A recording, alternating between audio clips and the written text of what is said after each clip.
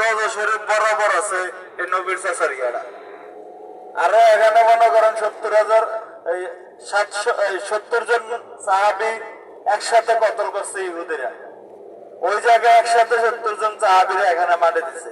ওই সাহাবির ভিতরে একজন কালো সাহাবি ছিল, নবীজির খুব প্রিয় সাহাবি। ওই সাহাবি বিয়ে শাদী করছে।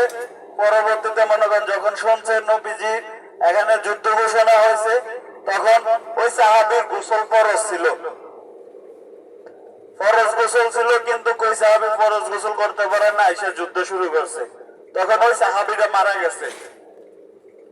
তখন ওই সাহাবিটার বউ এসে বলছিল যে হের ফরজ গোসল বাকি ছিল, ঠিক আছে, ফরজ গোসল বাকি ছিল।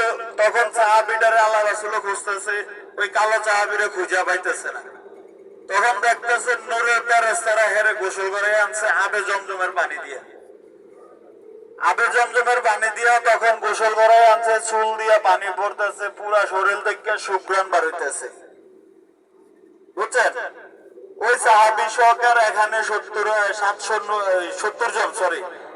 জন সাহাবির কবর একসাথে।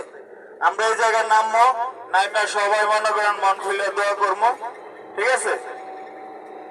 সবাই নাইমা মনে করেন দোয়া করবেন, যে যার মনের আশা সবকিছু খুইলা বলবেন, বইলে তারপর আমরা বিসমিল্লাহ আল্লাহর নাম লয়ে গাড়িতে উঠবো, ঠিক আছে?